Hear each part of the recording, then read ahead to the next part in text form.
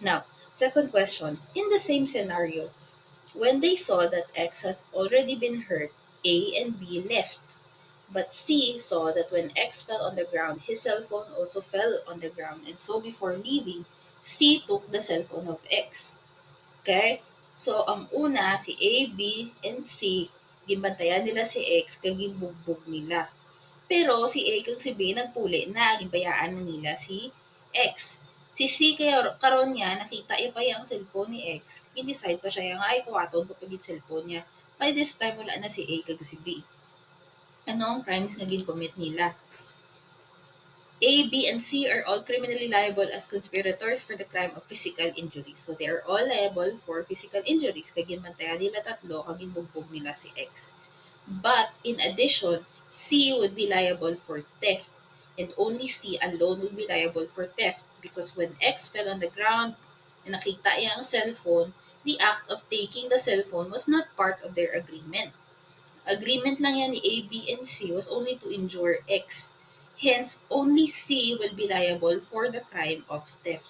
And A and B will only be liable for physical injuries and not for the theft which was committed by C, which was no longer part of their agreement. So, nag-discuss kita that there are two types of conspiracy, di ba? Conspiracy as a felony and conspiracy as a manner of incurring criminal liability. There are still two kinds of conspiracy as a manner of incurring criminal liability. So, may duha pa gid ka type sang conspiracy as a manner of incurring criminal liability, which is one, direct or implied conspiracy, which is number two. So the first one is direct or express conspiracy, and the second is implied or inferred conspiracy. There is direct or express conspiracy when the offenders planned, met, and agreed to commit a crime. It is a conspiracy based on preconceived plan or agreement. They met, they planned, they agreed, and decided to commit the crime. It is therefore direct or express. Okay? As for inferred or implied conspiracy, there is no prior agreement. There is no preconceived plan.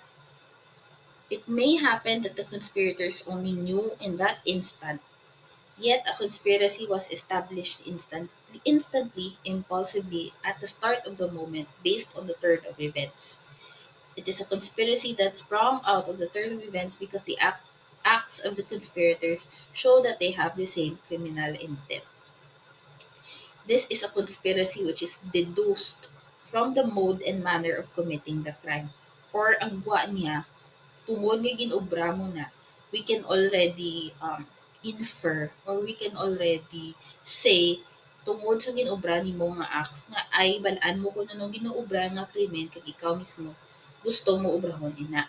So although hindi direct na may agreement ka mo, from your actions it is implied that you conspired to do the exact same crime. Now we proceed with the hard level of our questions. First question. A, B, and C decided to injure X, so they all boxed and kicked X. X was lying on the ground. A, B, and C continuously beat X until C kicked the neck of X, which is a fatal blow. Pagsipa ni C sa liog ni X, it was a fatal blow. Then X was brought to the hospital where he died. What crimes are committed by A, B, and C? Since X died, A, B, and C would all be criminally liable for murder.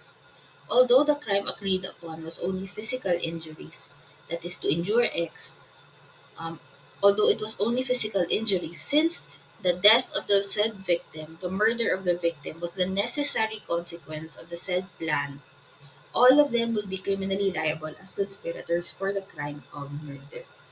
We have already discussed the doctrine of proximate cause.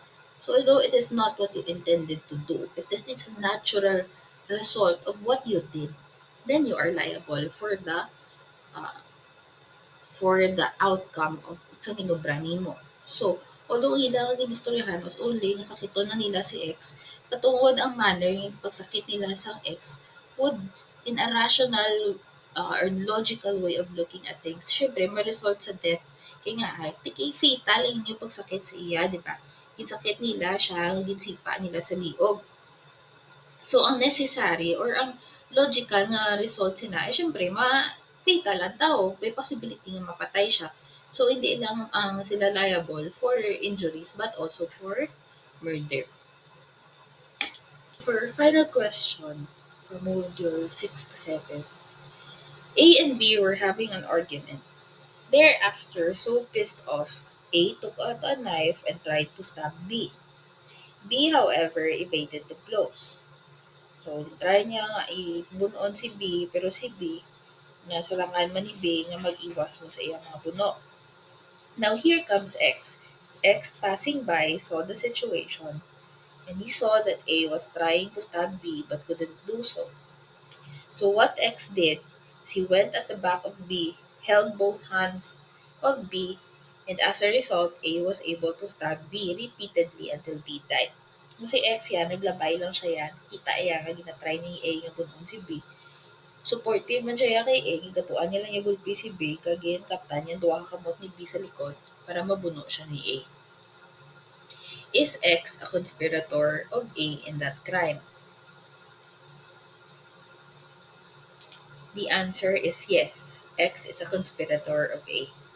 Although there was no preconceived plan, no prior agreement made between A and X, the conspiracy was established at the spur of the moment. X's act of placing himself at the back of B, holding the hands of B, which allowed A to continuously stab B, are direct and positive overt acts that show that he has the same criminal intent as that of A, which is to kill B. It is the intent to kill B. And so an implied conspiracy was impulsively and instantly established between A and X. So this is an example of an implied or inferred conspiracy.